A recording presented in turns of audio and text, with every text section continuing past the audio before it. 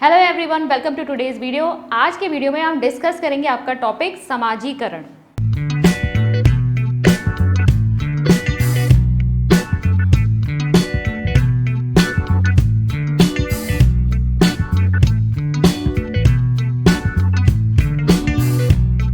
तो देखिए, सबसे पहले देखते हैं समाजीकरण की परिभाषा। तो समाजीकरण एक ऐसी सामाजिक प्रक्रिया है जिसके द्वारा एक जैविक प्राणी में सामाजिक गुणों का विकास होता है और उसे सामाजिक प्राणी बनाया जाता है। तो बेसिकली कोई भी बच्चा जब जन्म लेता है तो वो अपने आसपास अपने जो साथ उसके लोग होते हैं, जो उसकी फैमिली मेंबर्स हैं, और धीरे धीरे जब वो बड़ा होकर बाहर निकलेगा वो उनसे क्या सीखता है, वो उससे मैनरिज्म सीखता है, अपना कल्चर सीखता है, भाषा सीखता है, दिनचर्या कैसी होती है, वेशभूषा कैसी होती है। ये सारी चीज़ें जो हैं, ये हमारी संस्कृति जो है, ये चीज़ें जब बच्चे के अंदर आती हैं, बच्चा समाज का हिस्सा बनता है, उसे कैसे बिहेव करना है, ये सारी चीज़ें बच्चा सीखता है। इसी को हम समाजीकरण कहते हैं। ठीक है, तो समाज के जो नियम हैं, जो हमारी संस्कृति है, जो हमारे कायदे हैं, भाषा है, ये सारी चीज़ों को सीखना ही दरअसल एक सिंपल भाषा में अगर बात करें तो समाजीकरण है। ठीक है, Socialization is a process with the help of which a living organism change into a social being. The term socialization refers to the process of interaction through which growing individual learns habits, आदतें सीखते हैं बच्चे, attitudes, दृष्टिकोण बनता है बच्चों का, values, ठीक है, मूल्य बच्चे सीखते हैं, बिलीव्स, ठीक है, उनके विश्वास, ये सारी चीज़ें जो हैं बच्चे जो हैं समाजीकरण की प्रक्रिया में सीखते हैं। फिर देखिए, कुछ और डेफिनेशंस है हमारे पास। जैसे ग्रीन की एक परिभाषा है कि लोक सम्मत व्यवहारों को सीखने की प्रक्रिया का नाम समाजीकरण है। लोक सम्मत मतलब जो सोशली एक्सेप्टेबल हो। ठीक है, आप ऐसा ही व्यवहार करेंगे जो समाज में मान्य होगा, तभी आपकी रिस्पेक्ट होगी। अगर आप समाज के नियमों के विरुद्ध जाकर कार्य करेंगे तो आप क्या कर सकते हैं, आप अगर सोसाइटी के विरुद्ध जाएंगे तो कहीं ना कहीं आप के ऊपर कोई कार्रवाई की जा सकती है कानूनी रूप से। ठीक है, आप एंटी सोशल कहलाएंगे। लेकिन अगर आप समाज के नियमों के साथ जुड़कर या फिर उनको मानते हुए या सोशली एक्सेप्टेबल बिहेवियर करेंगे, तभी जो है आपका सोशलाइजेशन प्रॉपर कहा जाएगा। ठीक है, तो ये समाजीकरण क्या है, जब हम लोक सम्मत व्यवहार, जो सोशली एक्सेप्टेबल जो बिहेवियर है, जब हम उसे सीखते हैं तो उसे सोशलाइजेशन कहते हैं। फिर ऐसे ही फिशर के शब्दों में है कि समाजीकरण वह प्रक्रिया है जिसके फलस्वरूप व्यक्ति सामाजिक व्यवहारों को स्वीकार करता है और उनके साथ अनुकूलन करता है। ठीक है, मान लीजिए कुछ चीज़ों से आप सहमत नहीं भी हैं, ठीक है, समाज में कुछ ऐसे नियम है या कुछ ऐसी चीज़ें हैं जिससे आप सहमत नहीं भी हैं, तो भी आप उसके साथ एडजस्ट करेंगे। ठीक है, अगर मान लो मुझे किसी चीज़ से प्रॉब्लम है तो मैं उसमें पार्टिसिपेट नहीं करूंगी और घर पे रहना ज़्यादा पसंद करूंगी। ठीक है, ना कि वहाँ जाकर उन लोगों के अगेंस्ट वहीं पे बोलना शुरू कर दूं या उनके खिलाफ चली जाऊं। मुझे ये भी तो देखना है ना कि क्या चीज़ सोशली एक्सेप्टेबल है। लेकिन जैसी भी चीज़ें मेरे आसपास चल रही हैं, सोसाइटी में जो भी नॉर्म्स चल रहे हैं, मैं उसके अकॉर्डिंग अगर अपने आप को एडजस्ट कर लूँ, वही प्रक्रिया क्या होगी, सोशलाइजेशन होगी। ठीक है, ऐसे यहाँ पर और भी डेफिनेशंस हैं, सबको डिस्कस नहीं करेंगे, आगे बढ़ते हैं। और देखिए विशेषताएं, कैरेक्टरिस्टिक्स क्या होती हैं सोशलाइजेशन प्रोसेस की। तो सबसे पहले समाजीकरण में सांस्कृतिक तत्वों का आत्मसात किया जाता है, यानी सोशलाइजेशन में इनकल्केशन ऑफ कल्चरल एलिमेंट्स होता है। ठीक है, कल्चर में मैंने आपको बता दिया सभी कुछ आ जाएगा,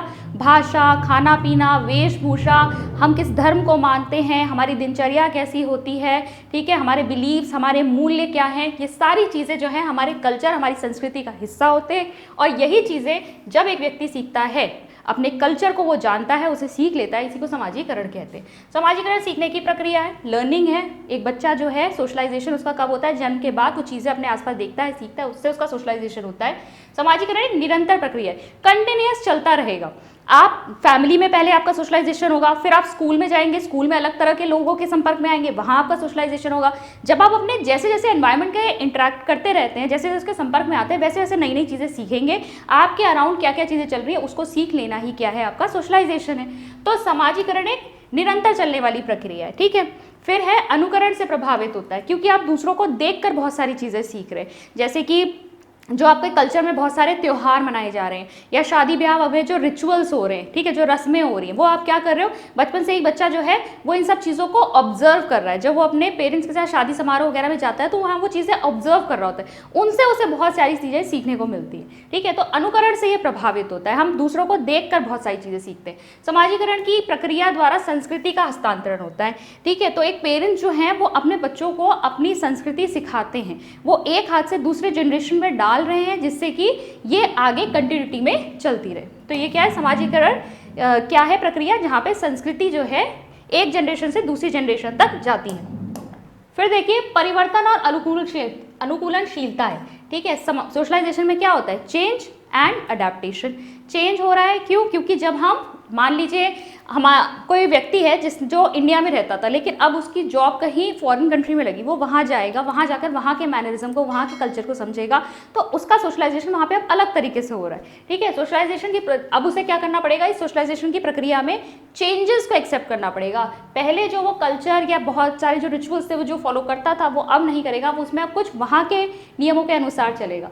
तो वहाँ पर वो क्या हो रहा है, उसके डे टू डे लाइफ में, उसके रूटीन में चेंज हो रहा है। और अनुकूलनशीलता मतलब वो अडेप्ट करेगा वहाँ के एनवायरनमेंट के साथ, वहाँ के सोसाइटी के साथ। तो ये दोनों प्रोसेसेस जो हैं आपके सोशलाइजेशन में इंक्लूडेड है।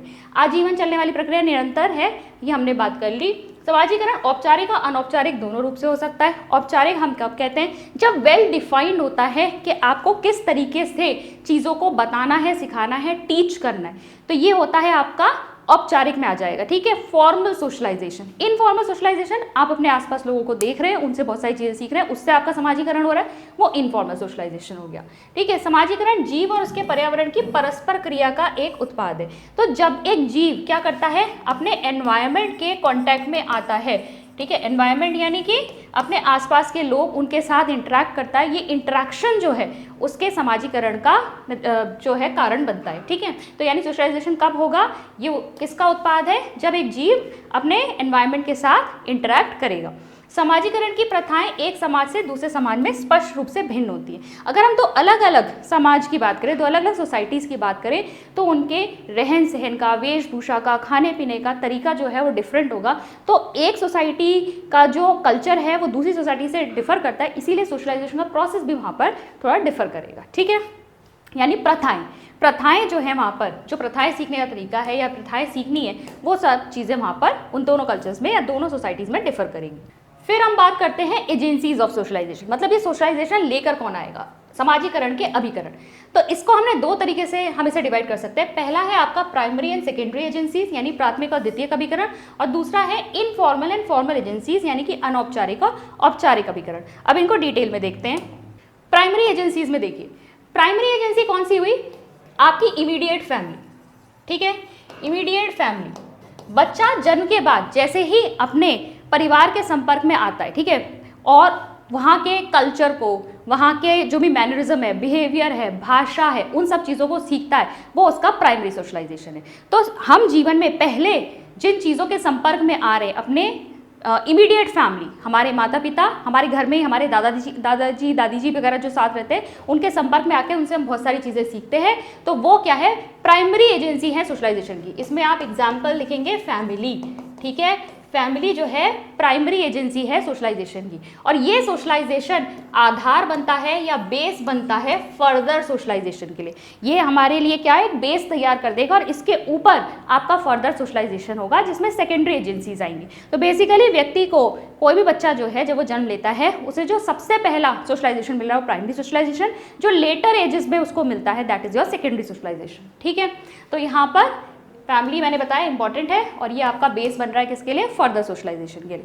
सेकेंडरी एजेंसीज में आपकी कौन कौन सी आ जाएंगी, सेकेंडरी सोशलाइजेशन कब होगा, परिवार से बाहर निकल के जब बच्चा स्कूल में जा रहा है, नेबरहुड में जा रहा है, अपने दोस्त बना रहा है, वो सब क्या है, सेकेंडरी एजेंसीज है। तो सेकेंडरी एजेंसीज में आपका क्या क्या आ जाएगा, friends, neighbours, relative, school, political institutions, ठीक है, religious institution, mass media. Mass media भी क्या है, सेकेंडरी एजेंसी है ऑफ सोशलाइजेशन। अब अगर हम औपचारिक और अनौपचारिक की तरह देखें, तो देखिए मैंने आपको बताया औपचारिक का मतलब क्या है, जब हर चीज़ वेल डिफाइंड होती है कि किस तरीके से आपका प्रॉपर सोशलाइजेशन करना है, तरीका यानी मेथड डिफाइंड होता है, क्या आपको सिखाना है सोशलाइजेशन में वो भी डिफाइंड होता है। तो ये सारी चीज़ें फॉर्मल में आती है। जैसे इसमें आपके एजुकेशनल इंस्टीट्यूशन आ जाएंगे, आपके स्कूल हो गए, कॉलेज हो गए, ये सब आपके किस में आ जाएंगे, एजुकेशनल इंस्टीट्यूशंस में। ऐसे ही रिलीजियस इंस्टीट्यूशंस हो गया, ठीक है, हेरिटेज हो गया, ये सारी चीज़ें जो है जहाँ फॉर्मल में हो गया, ठीक है। अनौपचारिक में क्या क्या हो जाएगा, जहाँ आपके लिए कुछ सोचा समझा नहीं गया है कि मतलब आपको यही चीज़ सिखानी है, ये चीज़ हटानी है, या कोई मेथड है सिखाने का, वहाँ पर कोई चीज़ इस तरह से फिक्स नहीं है, तो अनौपचारिक हो जाएगा। जैसे फ्रेंड्स से आप बहुत सारी चीज़ें सीख लेते हैं, ठीक है, कभी कभी तो गलत चीज़ें भी सीख लेते हैं। फिर पीयर ग्रुप हो गया, नेबर हो गए, फैमिली हो गया, ठीक है, ये इनफॉर्मल एजेंसीज है। इसके अलावा एक और तरीके से आप कैटेगराइज कर सकते हैं एजेंसीज ऑफ सोशलाइजेशन को, micro level, meso level, macro level. Micro level मतलब एक छोटे स्तर पे जब आपका समाजीकरण होना होता है, छोटे स्तर पे मतलब जब परिवार के अंदर ही मान लो आपका जो समाजीकरण हो रहा है ना, वो माइक्रो लेवल का हो गया, ठीक है। फैमिली, पीयर ग्रुप, आपके फ्रेंड्स का एक सर्कल है, उसमें जो आपका समाजीकरण हो रहा है, जो आप चीज़ें सीख रहे हैं अपने आसपास के दोस्तों से, अपने पड़ोसियों से, वो माइक्रो लेवल सोशलाइजेशन हुआ। मीजो लेवल क्या होता है? माइक्रो और मैक्रो के बीच में, ठीक है। मैक्रो देख लो नहीं तो पहले, मैक्रो क्या होता है? बहुत बड़े स्तर पर जब आपका समाजीकरण हो रहा है, ग्लोबल लेवल पर, वैश्विक स्तर पर जब आप चीज़ों को जान रहे हैं, अलग अलग देशों के बारे में, वहाँ क्या चल रहा है, वहाँ की कल्चर क्या चल रही है, जब आप इन सब चीज़ों के बारे में जान रहे हैं, ठीक है, किसके थ्रू? इलेक्ट्रॉनिक मीडिया के थ्रू, सोशल नेटवर्किंग के थ्रू, ठीक है। कनेक्ट कर पाते ना हम फेसबुक में, यहाँ हम इंडिया में हैं लेकिन हम यूएसए में भी हमारा दोस्त हो सकता है, वहाँ के लोगों से हमने फ्रेंड बना रखे हैं, या फिर जापान, रशिया। तो ये क्या है? ये किस तरह का सोशलाइजेशन है? मैक्रो लेवल का सोशलाइजेशन है, ठीक है, बृहद स्तर का समाजीकरण है। और सूक्ष्म स्तर का क्या हो गया? जैसे हम फैमिली के अंतर्गत या किसी एक छोटे ग्रुप की बात कर रहे थे। अब इन दोनों के बीच का जो स्तर है वो मीजो लेवल हो गया। मीजो लेवल में आपका स्कूल आ जाएगा, रिलीजियस इंस्टीट्यूशन आ जाएंगे, सोशल क्लास आ जाएगी, ये सब क्या है? आपके मीजो लेवल के आपके socialization agencies. For more such content, like, share and subscribe our channel. और हमारे कोर्सेज को चेक करने के लिए डाउनलोड कीजिए अचीवर्स ऐप। अचीवर्स ऐप को डाउनलोड करने का लिंक नीचे डिस्क्रिप्शन बॉक्स में। रोल ऑफ टीचर देखो, टीचर की भूमिका क्या होनी चाहिए सोशलाइजेशन में? तो ही should present himself as an ideal for a student. भाई जैसा आप बिहेवियर सोशल बिहेवियर आप जैसा बच्चे का देखना चाहते हो, आपको भी तो उसी तरीके से बच्चे के सामने पेश आना होगा। आपको वही व्यवहार अपने जो आपका जब आप इंटरेक्ट कर रहे हो बच्चों के साथ क्लास में, वैसा ही व्यवहार आपको दिखाना होगा, तभी बच्चे आपसे प्रभावित होकर वही वाला व्यवहार जो है सोसाइटी में करेंगे। तो आपको एक आइडियल, एक आदर्श के रूप में अपने आप को बच्चों के सामने प्रेजेंट करना है, ताकि बच्चे आपके व्यवहार से सीख सकें। फिर observation of individual and group behaviour of child to bring desirable changes in the child's behaviour. जब बच्चे को आपको क्या सिखाना है, ठीक है, किस तरीके से वो सोसाइटी में रहेगा, बात करेगा, बिहेवियर करेगा, इसको सीखने के लिए आपको पहले बच्चे को ऑब्जर्व करना होगा। बच्चे का अवलोकन करो कि इसके अंदर कितनी चीज़ें हमें सिखानी है, क्या चीज़ें हमें नहीं सिखानी है। फिर ability to identify the needs and interest of child and develop emotional aspects accordingly.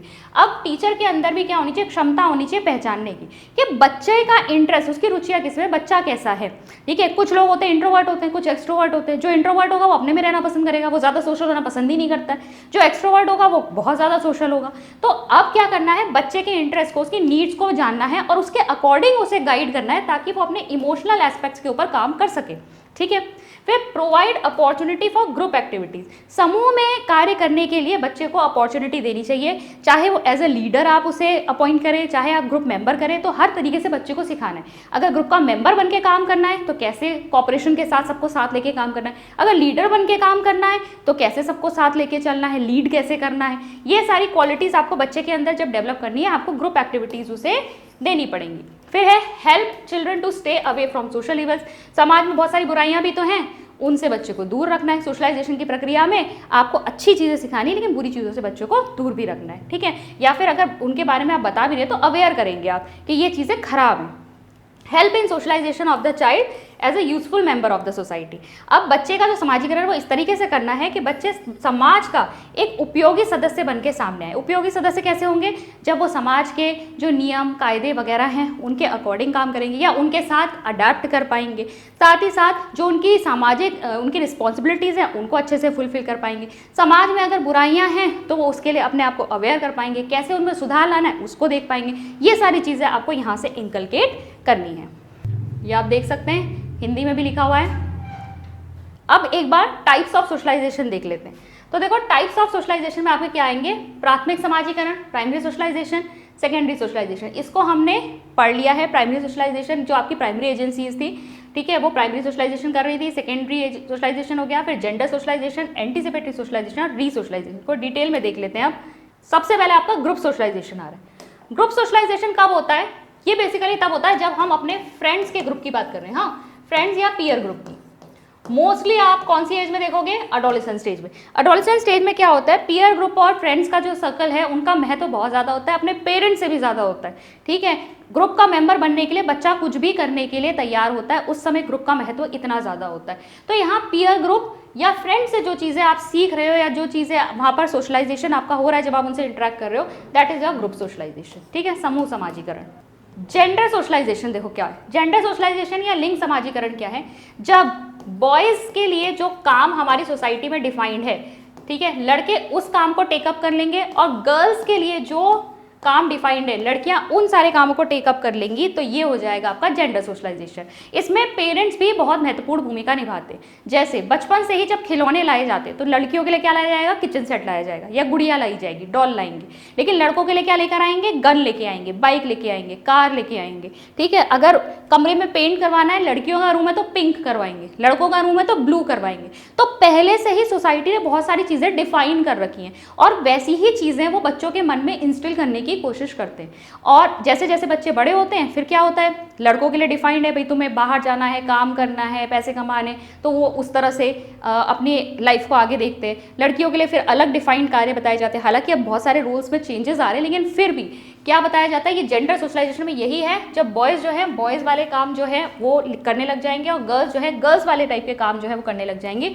ये सब क्या हो जाएगा आपका जेंडर सोशलाइजेशन।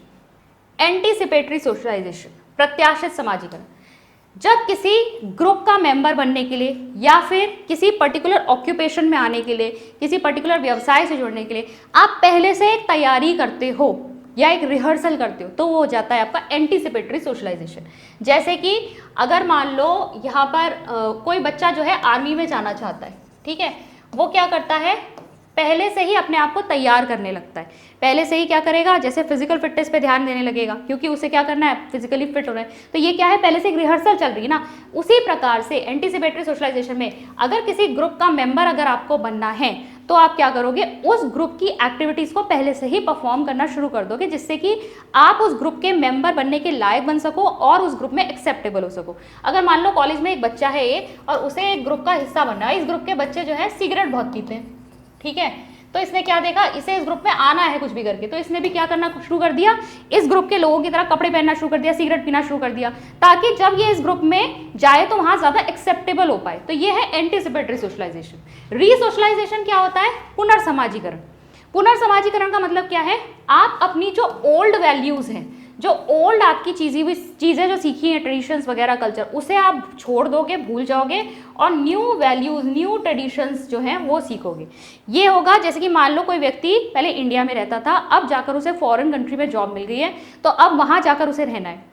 वहाँ पर जाकर वो क्या करेगा, इंडिया में जो जो उसने चीज़ें सीखी थी, जो उसके ट्रेडिशंस वो फॉलो करता था, जो भाषा वो बोलता था, उसको अब वो छोड़ेगा, और वहाँ फॉरेन कंट्री में वहाँ की लैंग्वेज बोलनी पड़ेगी वहाँ के लोगों के साथ, ठीक है, इंग्लिश बोलनी पड़ेगी या फ्रेंच, जहाँ जैसी भाषा है वहाँ पे वो वाली भाषा सीखनी पड़ेगी, और वहाँ के ट्रेडिशंस को एक्सेप्ट करना पड़ेगा। तो वो क्या हुआ, रीसोशलाइजेशन हुआ।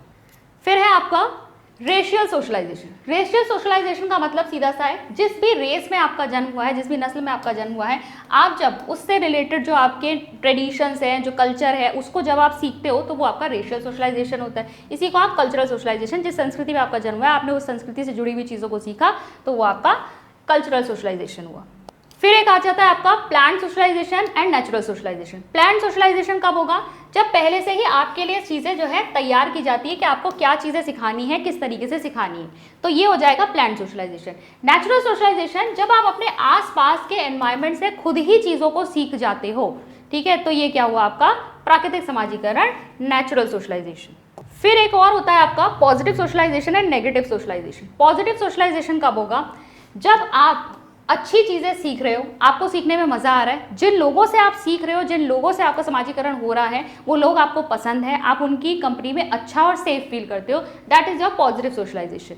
नेगेटिव सोशलाइजेशन या नकारात्मक समाजीकरण क्या होता है, जब जानबूझ के आपसे कुछ गलत करवाया जा रहा है, आपको गलत जगह पे डाला जा रहा है, या फिर आपको सबक सिखाने के लिए पनिशमेंट देकर जो है आपसे काम करवाया जा रहा है, तो वो क्या हुआ, नेगेटिव सोशलाइजेशन। जिस जगह पर आप नहीं होना चाहते, जो काम आप नहीं करना चाहते, आपसे वो करवाया जा रहा है, तो नेगेटिव सोशलाइजेशन हुआ। और ऐसे में जो लोग आपके समाजीकरण के लिए जिम्मेदार होते हैं, आप उनसे खुश भी नहीं होते हो। फिर आपका एक और कॉन्सेप्ट है सोशल मैच्योरिटी। बहुत इसको आपको इंपॉर्टेंट नहीं है, लेकिन आप बस देख लीजिए, क्योंकि आपके पिछले वाले सिलेबस में ये था।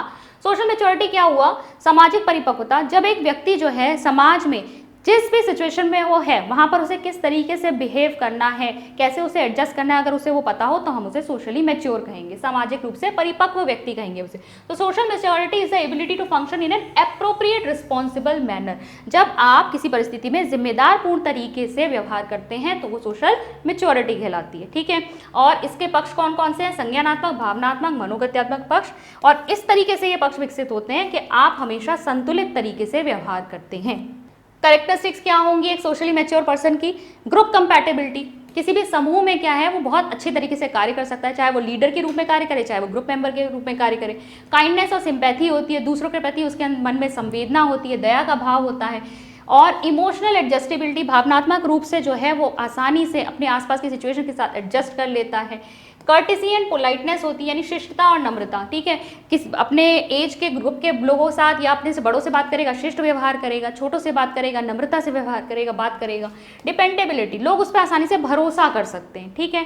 सेल्फ कॉन्फिडेंस होता है, आत्मविश्वास होता है। कॉपरेशन, सहयोग की भावना होती है। लीडरशिप क्वालिटी होती है। और चीयरफुलनेस, प्रसन्नता रहती है ऐसे व्यक्ति के मन में। फिर अगर आप देखना चाहें, अगर याद करना चाहें, एक बार देख लीजिएगा इसको, बहुत इंपॉर्टेंट नहीं है, मैं दोबारा से कह रही हूँ। रॉबर्ट कीगन ने अपनी, एक साइकोलॉजिस्ट थे, उन्होंने अपनी एक किताब लिखी थी द इवॉल्विंग सेल्फ, 1984 में लिखी थी। उन्होंने सोशल मैच्योरिटी की 6 स्टेजेस बताई हैं। क्या क्या बताई हैं? Incorporative, impulsive, imperial, interpersonal, institutional and inter individual, ठीक है। समावेशी, आवेगी, शाही, पारस्परिक, संस्थागत और अंतर व्यक्तिगत। बस इसमें इतना ही याद कर लीजिए कि 6 इन्होंने स्टेजेस दी हैं सोशल मैच्योरिटी की।